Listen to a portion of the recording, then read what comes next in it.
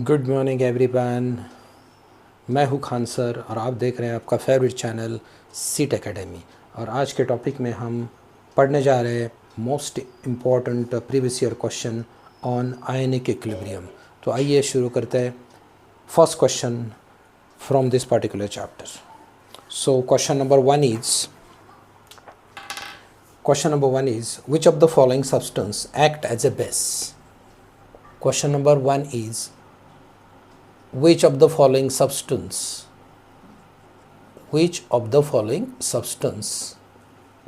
act as a base when react with water, when react with water. Option A is acetic acid. Option B is H2CrO4. Option C is HCl. Option D is NH3. ठीक है, तो आइए करते हैं इस particular question को।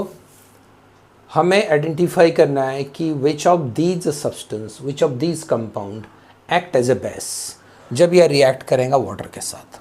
देखो, ये वाटर के साथ रिएक्ट करेगा तो इनमें से कौन सा सब्सटेंस ये बेस होगा। मतलब हमें बेस आइडेंटिफाई करना है।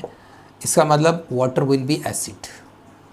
ठीक है, एसिड है तो ये H+ आयन डोनेट करेगा और ये गेन करने वाला होगा आपका NH3, that is ammonia. Ammonia will receive H+ ion और यहाँ से बनेगा NH4+ और यहाँ पे जो बचेगा that will be OH- ion. So this is the only compound which accept H+ ion and act as a base. Okay. So out of these four options, option D is the correct answer for this particular question. आइए करते हैं question number 2। Question number 2,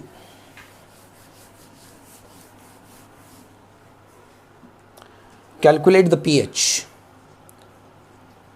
Calculate the pH of 0.02 molar monobasic acid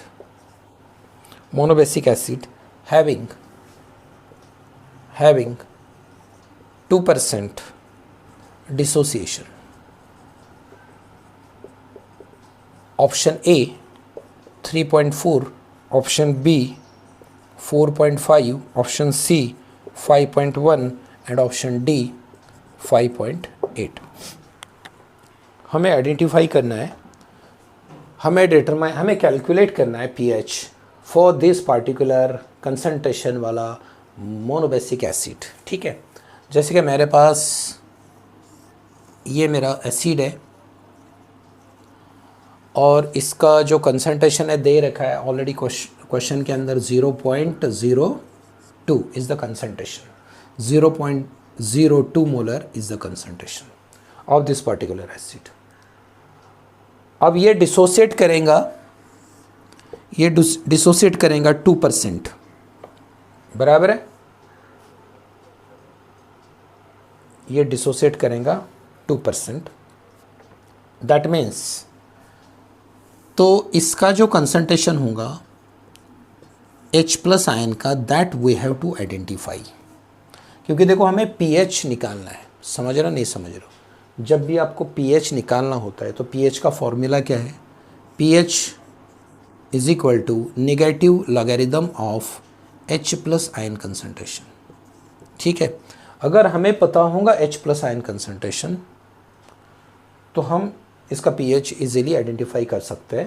therefore ये acid है और the concentration of this acid is 0.02 molar है। ये acid का concentration है और इसमें से ये 2% डिसोसिएट करेगा। मतलब 2% कैसे निकालेंगे? 2% का मतलब होता क्या है, 2/100 और ये है आपका अल्फ़ा का value 2%, degree of dissociation, that is 2% dissociate कर रहा है और जो सॉल्यूशन का कंसंट्रेशन है 0.02 molar.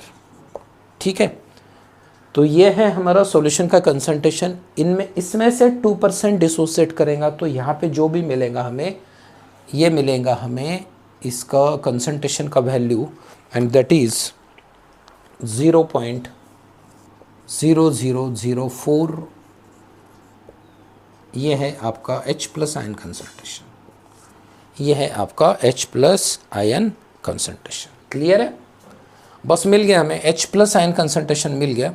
Now put this value of H+ ion concentration in this equation minus log of 0.0004।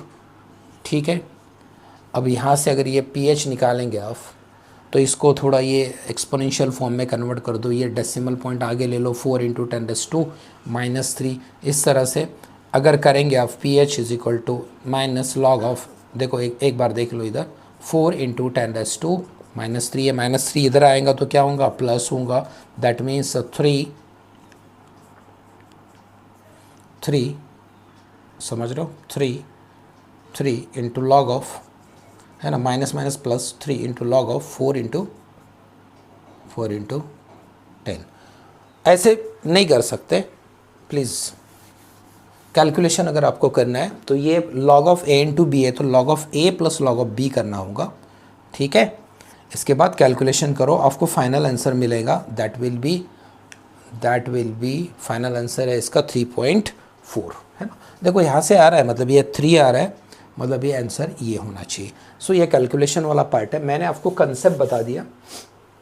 अगर आपको pH फाइंड करना है इस पर्टिकुलर सॉल्यूशन का, तो ये मोनोबेसिक एसिड है, मतलब एक H+ आयन, मतलब ये एसिड है, समझ रहे हो, ये एसिड है और ये H+ आयन देगा आपको। तो ये H+ आयन कितना देगा, इसका कंसंट्रेशन कैसे होगा, तो ये H+ आयन देने का जो रेट है दैट इज़ 2%, मतलब टोटल सॉल्यूशन का 2% H+ आयन डिसोसिएट होगा, तो ये होगा H+ आयन का कंसंट्रेशन। अगर हमें H+ आयन का कंसंट्रेशन पता है तो pH आप इजीली कैलकुलेट कर सकते हो। ये कैलकुलेशन वाला पार्ट है। एक बार मैं फिर बता देता हूँ। देखो pH = माइनस लॉग ऑफ 4 × 10⁻⁻3। तो इसको आप सिंप्लीफाई करो लॉगरिदमिक टेबल से, you will get this particular answer. आइए करते हैं question number 3।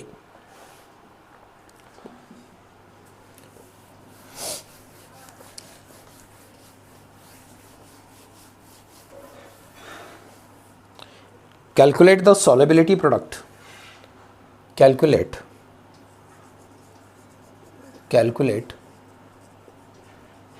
the solubility product,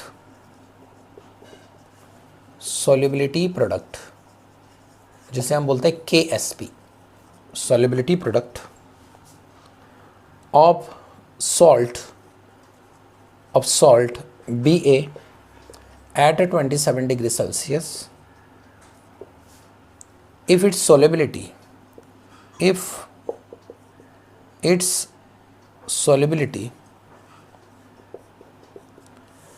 is 1.8 × 10⁻⁵ मोल पर decimetre cube at the same temperature. ठीक है, तो हमें identify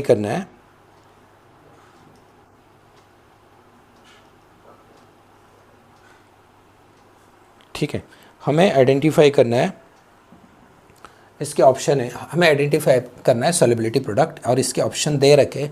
late me check the option first.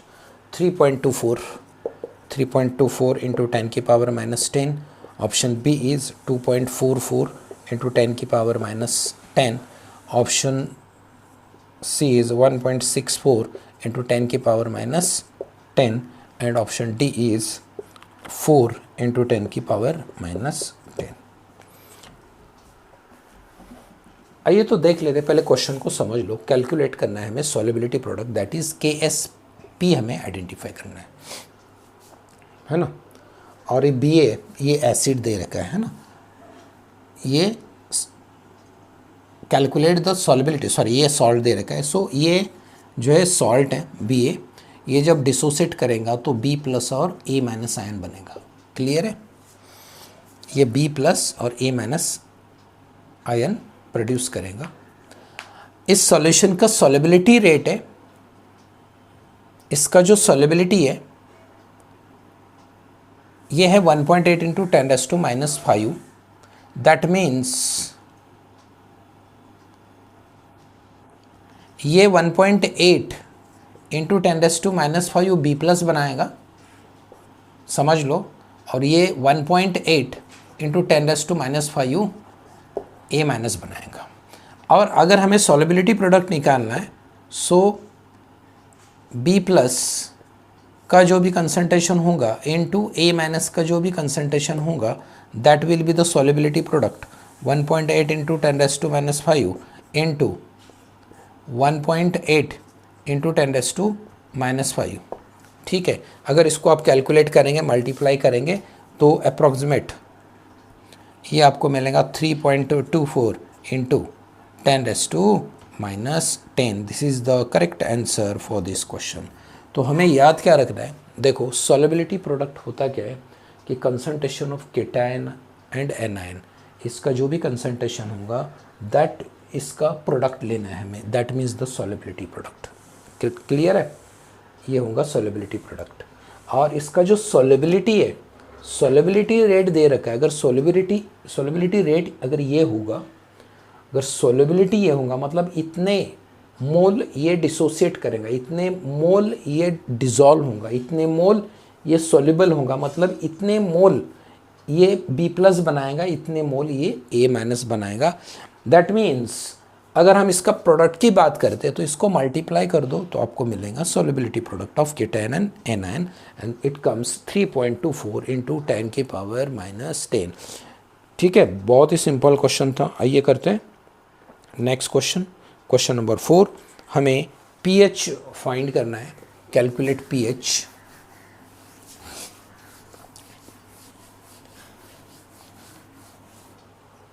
PH वाले क्वेश्चन बहुत सारे आ सकते हैं एग्ज़ाम में। Question number 4, calculate pH of 0.01 molar sulphuric acid. Option A is 1.699, option B 2, option C 0.699 and option D 3.398। और हमें आइडेंटिफाई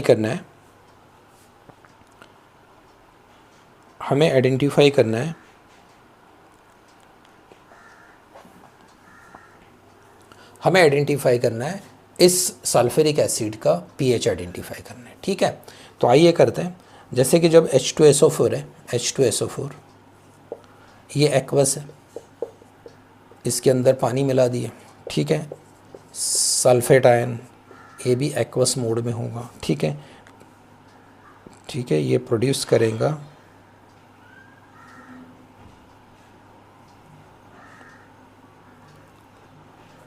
ठीक है, थोड़ा हम लोग है ना